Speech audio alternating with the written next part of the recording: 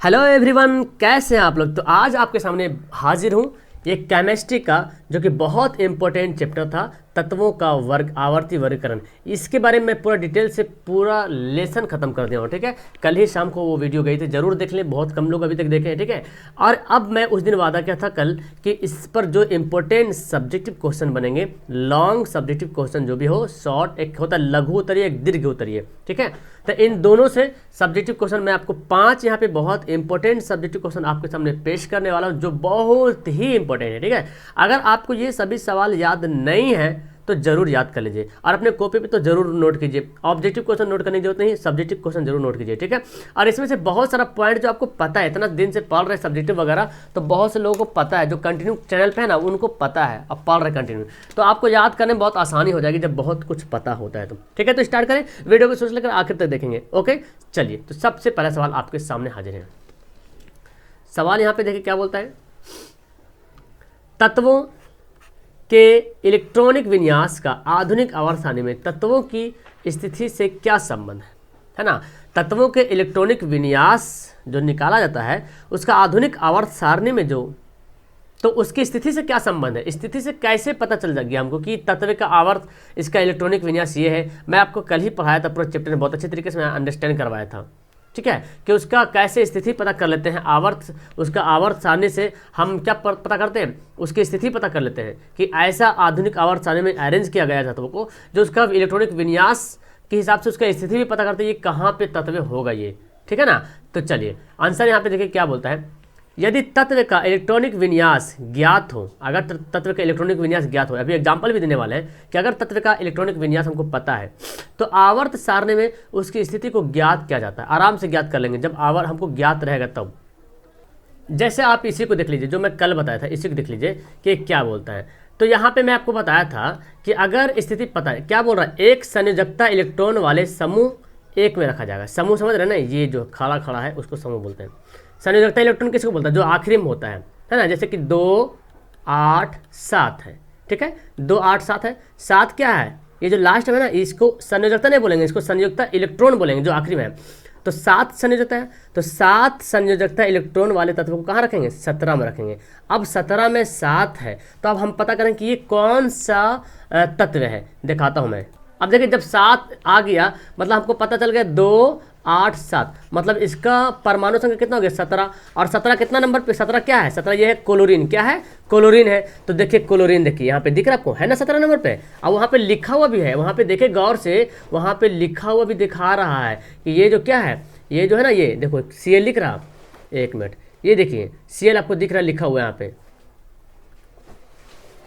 Okay, तो देख रहे हैं यहाँ पता चल रहा है कि ये 7, देखो 17 यहाँ पे लिखा हुआ भी है, तो 17 7 लास्ट में आ रहा। तो अगर इलेक्ट्रॉनिक विन्यास है तो हमको पता चल जाएगा कि अच्छा ये कौन सा तत्व है, तो आपको पता चलेगा अच्छा 17 नंबर 17 आ रहा, 7 है लास्ट में, तो 7 है लास्ट में। इसका मतलब क्या हुआ, इसका मतलब ये हुआ, ये क्या है, देखो 7 वाला, इसको याद कर लीजिएगा, जिसका 7 संयोजकता रहेगा उस 17 में रहेगा। और 17 में क्या है, ये आपका वर्ग है, ये 17 वर्ग में क्या है, क्लोरीन है। तो यहाँ से एक बात तो क्लियर आपको हो गया है ना। इसके विपरीत अगर जाते हैं कि आवर्त सारणी में तत्व की स्थिति अगर ज्ञात हो, ज्ञान हो या ज्ञात हो, तो उसका इलेक्ट्रॉनिक विन्यास भी ज्ञात किया जा सकता है। हाँ जी बिल्कुल, आवर्त सारणी में स्थिति पता है कि कहाँ पे है, जैसे कि 17 नंबर पे, 17 नंबर में है, हर वर्ग 17 में है। वर्ग 17 में कहाँ पे है, तो हमको पता चला कि वर्ग 17 में है, ऊपर से सेकेंड नंबर पे, तीसरा नंबर पे, तो 17 नंबर पोजीशन है, तो उसका हम क्या निकाल सकते हैं, इलेक्ट्रॉनिक विन्यास आराम से निकाल सकते हैं। उदाहरण के लिए यहाँ पे देखो बता दिया कि एक तत्व स्तंभ 3 एवं वर्ग 15 से संबंधित है। स्तंभ 3 यानी कि ये खड़ा वाला है ना स्तंभ, और वर्ग 15 ये हमारा स्तंभ 3 और वर्ग 15 से संबंधित है।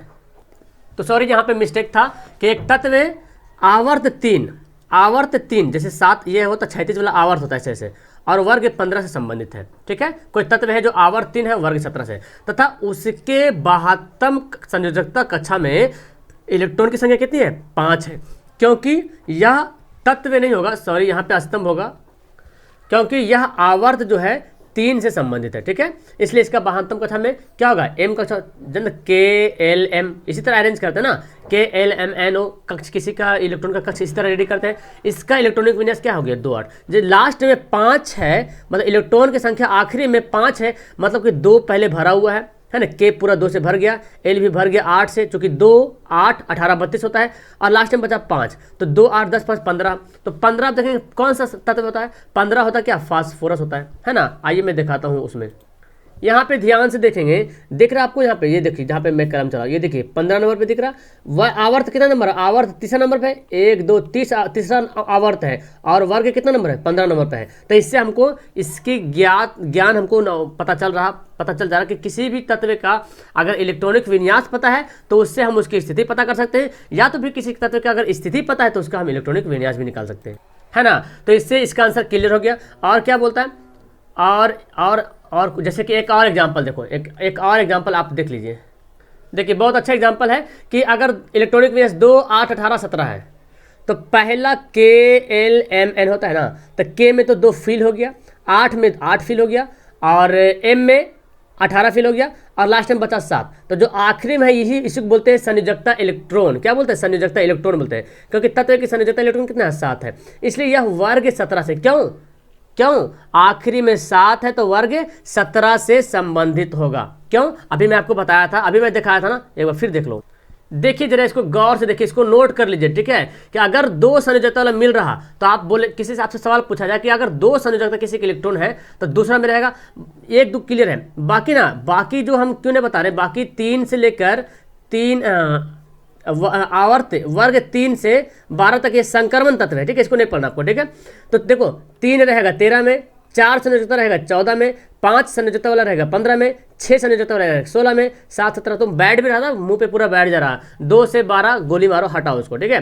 तो 7 आ रहा, तो 7 संयोजकता इलेक्ट्रॉन कितना वर्ग में रहेगा, समूह रहेगा 17 में। जैसे यहाँ पे देखिए, अब 17 समूह यहाँ पे आ रहा, तो 17 में कौन कौन है, देखो फ्लोरीन भी आ रहा, क्लोरीन भी आ रहा, ब्रोमीन भी आ रहा, आयोडीन भी आ रहा। इस सभी के लास्ट में जो है ना इलेक्ट्रॉनिक विन्यास जब निकालोगे तो लास्ट में 7 बचेगा, ठीक है। इसके लास्ट में 6 बचेगा, ठीक है। इसके लास्ट में 6 बचेगा, इसमें 5, इसमें 4, इसमें 3, इसमें 2, इसमें 1 बचेगा। इन सभी के आखिरी में 2 बचेगा, इन सभी के आखिरी में 1 बचेगा। आप ट्राई करके देख लो, इन सभी के आखिरी में 3 बचेगा, इन सभी के आखिरी में 4 बचेगा, ठीक है। तो ये फंडा है, मतलब कि यहाँ पे पता चल गया कि ये 10 और 7 17, क्योंकि संयोजकता इलेक्ट्रॉन चौथा कक्ष में है, क्योंकि पहला कक्ष फुल है, दूसरा कक्ष फुल है, तीसरा फुल है, चौथा KLMN 2 8 18 32 से इसको फुल किया आता है, तो फिल कर देंगे हमें।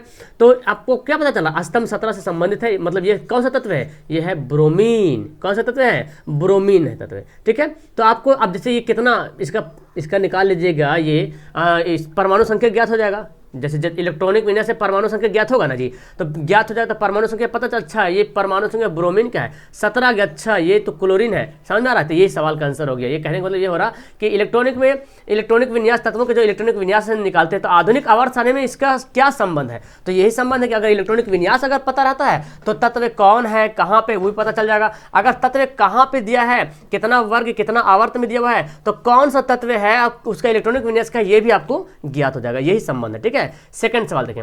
सेकंड सवाल बोलता है कि मेंडलीफ के आवर्त सारणी में विसंगतियां को लिखें।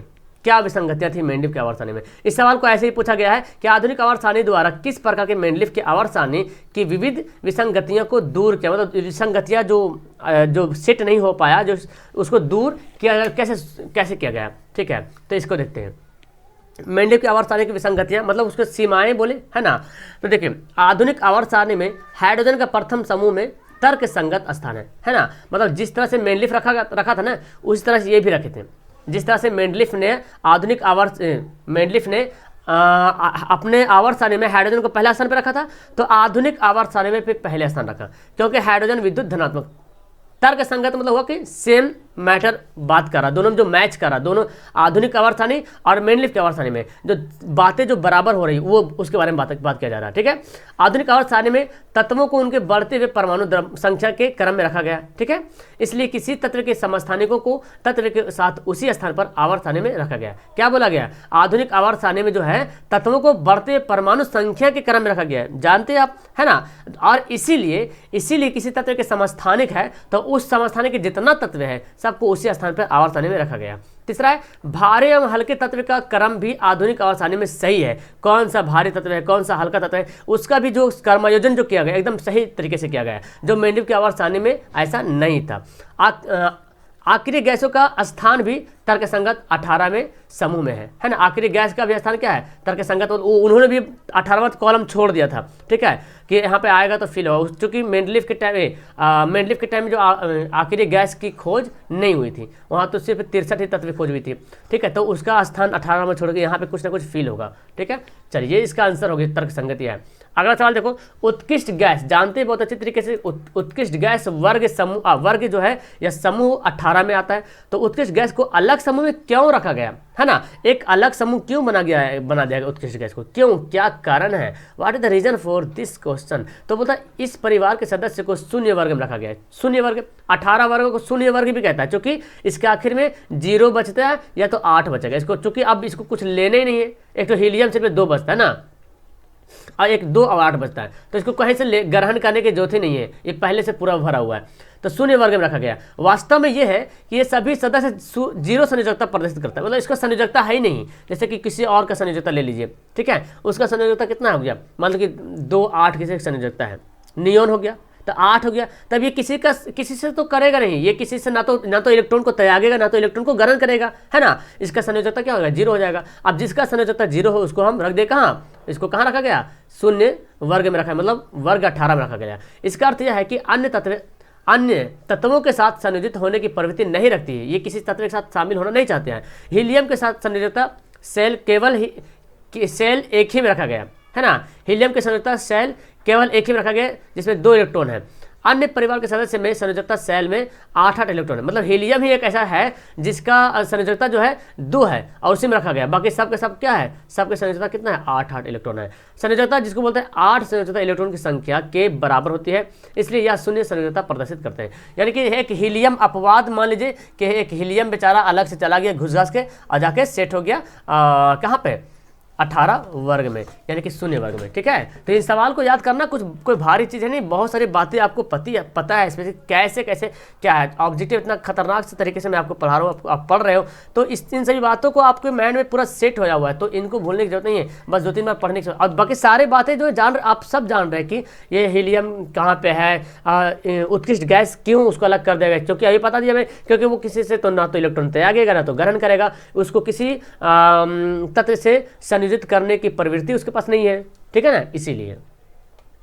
अगला सवाल है, तत्वों का वर्गीकरण किस प्रकार किया गया। तत्वों का जो वर्गीकरण किया गया किस प्रकार किया गया, या तो आवर्त सारणी में वर्ग और आवर्त, ये दोनों सवाल है इसमें, ठीक है, ये दोनों सवाल है, ठीक है, कि तत्वों का वर्गीकरण किस प्रकार किया गया और आवर्त सारणी में वर्ग और आवर्त क्या है, वर्ग किसे कहते हैं, आवर्त किसे कहते हैं, ठीक है। तो याद रखें, आंसर देखिए, तत्वों के गुण उनके परमाणु क्रमांकों के आवर्त फलन होते हैं। क्या बता रहा, तत्व के जो गुण होता है उनके परमाणु क्रमांकों के आवर्त के फलन होता है, मतलब परमाणु संख्या, जो तत्व का जो परमाणु संख्या होगा इसी परमाणु संख्या पर उसका गुण डिपेंड है। जाहिर है भाई, किसी का परमाणु संख्या मान लें कि 17 है, तो आपको पता चल गया अच्छा ये क्या है, क्लोरीन है, ओहो, तो ये कहाँ पे है, वर्ग 17 में, क्योंकि 2 8 7 है। इसका इलेक्ट्रॉनिक विन्यास भी निकाल लीजिए, 2 8 7 इसका है ना, इसका वर्ग समूह जो है 17 में है ना, कहाँ पे है और कैसा है, सारा कुछ आप निकाल लीजिए कि वे अच्छा 17 में, तो मतलब हाइड्रोजन ग्रुप आ गया, सारा कुछ यहाँ से नॉलेज पता चल जाता है कि ये जो है अगर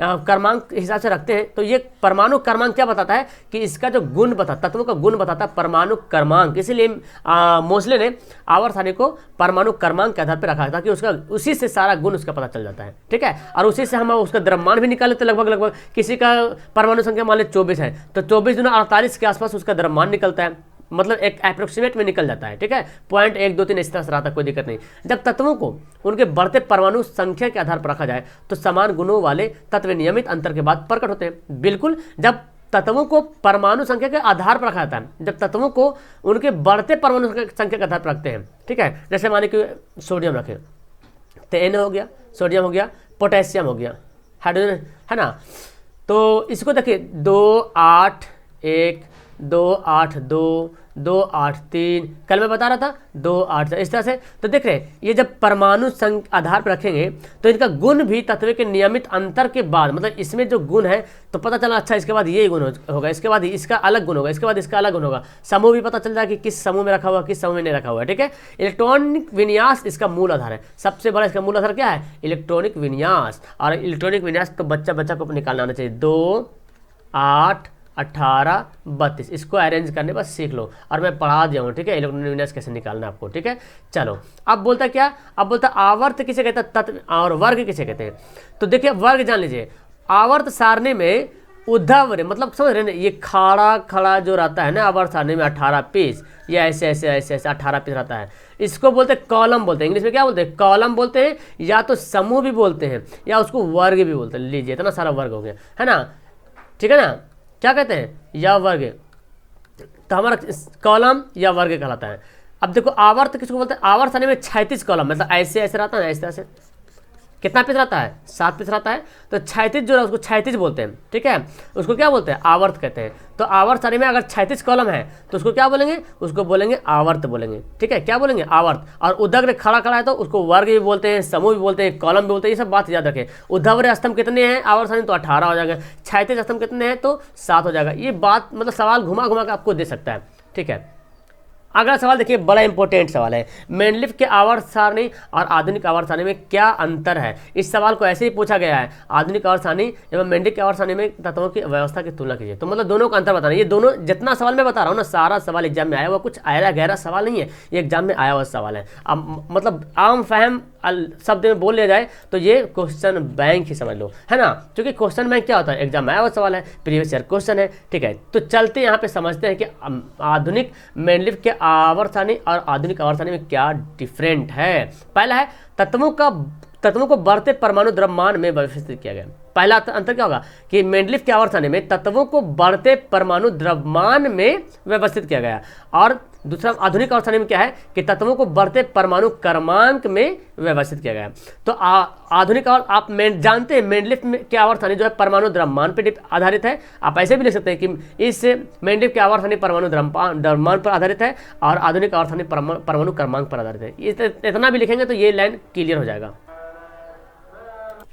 ओके, तो आपको समझ में आ गया कि तत्वों को बढ़ते परमाणु द्रव्यमान में कौन रखा, मेंडलीफ ने रखा था, और बढ़ते परमाणु क्रमांक में कौन रखा था, आधुनिक आवर्त सारणी यानी कि मोस्टली ने रखा था, ठीक है। तो यहाँ पे आधुनिक आवर्त सारणी की जगह पे मोस्टली का आवर्त सारणी भी लिख सकता है, ठीक है। और यहाँ पे देखो मेंडलीफ की आवर्त सारणी लिख दिया है, तो नाम यहाँ पे नाम आधुनिक आवर्त सारणी मोस्टली के ही नाम से जानता है। दूसरा क्या है, इस आवर्त सारणी में ऊर्ध्व स्तंभ केवल 7 है। हाँ जी, मेंडलीफ के आवर्त सारणी में जो ऊर्ध्व स्तंभ है, ये है ना स्तंभ, केवल 8 ही स्तंभ है, जिसको हम लोग वर्ग कहते हैं। लेकिन आधुनिक आवर्त सारणी में 18 ऊर्ध्व स्तंभ है, 18 पीस है। कितना पीस है, 18 पीस ऐसे वाला खड़ा खड़ा, ठीक है, जिसको हम लोग वर्ग कहते हैं। और आवर्त दोनों में, इसमें भी 7 आवर्त है था, इसमें भी 7 आवर्त है, दोनों में सेम ही आवर्त है, ठीक है।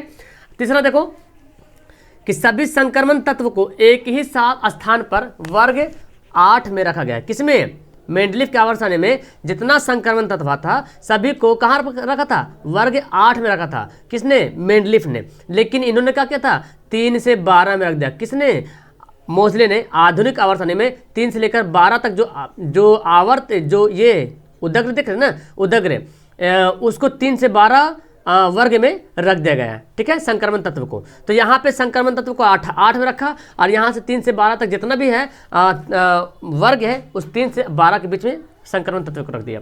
चौथा है, मेंडलीफ के समय उत्कृष्ट गैसों की खोज नहीं हुई थी, है ना, मेंडलीफ के समय उत्कृष्ट गैस की खोज नहीं हुई थी। लेकिन आधुनिक आवर्त सारणी में देखिए तो उत्कृष्ट गैसों को वर्ग 18 में रख दिया गया, और उत्कृष्ट गैस को मतलब खोज हुए तभी तो रख दिया है ना, उसने तो खोज ही नहीं हुआ था वर्ग। मेंडलीफ के समय आधुनिक उत्कृष्ट गैस की तो खोज ही नहीं हुई थी। लेकिन आधुनिक आवर्त सारणी में देखिए तो उत्कृष्ट गैस की खोज हो चुकी है और 18 वर्ग में रखा गया है।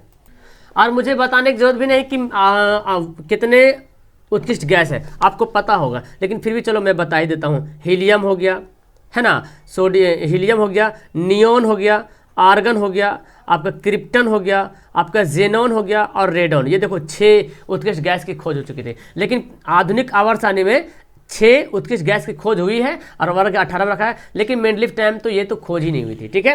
पांचवा देखिए कि तत्वों के समस्थानिकों को उचित स्थान नहीं मिला था। तत्वों को जो समस्थानिक यहाँ पे उचित स्थान नहीं मिला था, मेंडलीफ ने तत्वों को जो समस्थानिक था मतलब अलग अलग सबको जहाँ तहाँ कर दे रहा था। लेकिन इन्होंने क्या किया, तत्वों के समस्थानिकों को उसके संगत तत्वों के साथ, उसी तत्व के साथ रखा। जैसे Cl मैं बताया Cl35 क्लोरीन 35, क्लोरीन 37, ये हो गया समस्थानिक है। तो इसको एक ही इसको परमाणु संख्या एक ही गिना गया, हालांकि इसका 2 समस्थानिक हो गया, लेकिन यहाँ पे कोई स्थान नहीं था सही से, लेकिन इसको जो है ना उनके परमाणु क्रमांक समान ही बताया गया है। किसमें? आधुनिक आवर्त सारणी में। छठा है रासायनिक रूप से असमान तत्वों को एक साथ रखे गए। रासायनिक रूप से असमान तत्व होता था ना, जो मतलब जिसका रासायनिक गुण नहीं मिलता था, तो असमान तत्व होता था उसको एक साथ रख दिए थे। कौन? मेंडलीफ ने। लेकिन इन्होंने कहा क्या? रासायनिक रूप से असमान जो तत्व था उसको अलग अलग रखा, क्योंकि ये साथ किसको किया? परमाणु संख्या जिसका था ना सेम, उसको एक रखा, परमाणु संख्या के आधार पर अरेंज किया, तो जिसका रासायनिक गुण अलग अलग था उसको अलग अलग वर्ग में रख दिया गया। और सातवां देखोगे कि सातवां क्या बोला कि कुछ स्थानों पर उन तत्वों को जिनका परमाणु द्रव्यमान उच्च है, कुछ स्थान पर क्या किया? उन तत्वों को जिसका परमाणु द्रव्यमान उच्च है उन तत्वों से पहले रख गया जिनका परमाणु क्रमांक निम्न है। यानी कि किसी का मान लो परमाणु द्रव्यमान मान लो कि 180 है, तो इसको बाद में रखा, और जिसका कम है उसको पहले रख दिया, ऐसे समझ लो, है ना। क्या बोला? परमाणु द्रव्यमान जिसका उच्च है उसको कहाँ रखा? उन तत्वों से पहले रख दिया गया, मतलब पहले। अब मान लो कि देखो ऐसे है, 100 मान लो कि 186, 180 है, तो ये बड़ा है तो पहले बड़ा रखेंगे, है ना, ये तो बाद में रखेंगे। तो इसका मतलब संयोजित कर्मयोजित करने का जो है ना ढंग सही से नहीं सेट हो पाया था। लेकिन इन्होंने कहा क्या? वर्गीकरण के आधार पर परमाणु क्रमांक के आधार पर मेंडलीफ ने में जो वर्णित जो किया गया इसको प्रतिलोम मतलब उल्टा करके इसको अरेंज किया और उस दोष को क्या किया? दूर किया है। तो इस तरह से आपका देख रहे, इसको मैं छोटा करता हूँ, 1 मिनट देखो, इसको मैं छोटा करता हूँ और इसका आप चाहो तो स्क्रीनशॉट भी ले सकते हो। देख रहे हो छोटा हो रहा, बाप रे ये तो पूरा गड़बड़ हो जाएगा फिर ना, और छोटा होगा तो अब तो दिखेगा भी नहीं, फिर देखिए मैं इसका पीडीएफ में भेज दूंगा, ठीक है, टेंशन मत लीजिए, इसका मैं पीडीएफ आपको भेज दूंगा टेलीग्राम पे। बाकी लेकिन जो मैं बता रहा हूँ सवाल ना, इन सभी सवाल को आपको याद होना चाहिए, ठीक है, इन सभी सवाल आपको याद होना चाहिए। ऐसा नहीं कि मतलब बस यूं ही देख रहे हैं, मतलब है ना, कोई फायदा नहीं है, ठीक है, तो ऐसे कोई फायदा नहीं होगा, सवाल याद होना चाहिए। सवाल कॉपी में लिख लो, नहीं लिखा हो तो, और नहीं लिखा हो तो लिख ही लो, और लिख के ताक पे रख मत देना, ठीक है, अलमारी में बंद मत कर देना, उसको याद करना, ठीक है। नेक्स्ट वीडियो आते आते आपको याद होना चाहिए। मैं हमेशा ही बोल रहा हूँ कि जब नेक्स्ट वीडियो में लाऊं सब्जेक्टिव क्वेश्चन का, तो ये वाला याद होना चाहिए। नहीं याद कीजिए तो फिर ऐसे बोझ बनते जाएगा, फिर हम क्या कह सकते हैं। आपके लिए मैं इतनी सारी मेहनत कर रहा हूँ, लेकिन आपको भी करना पड़ेगा, आपको खुद एग्जाम आपको देना है, मुझे नहीं देना है, ठीक है।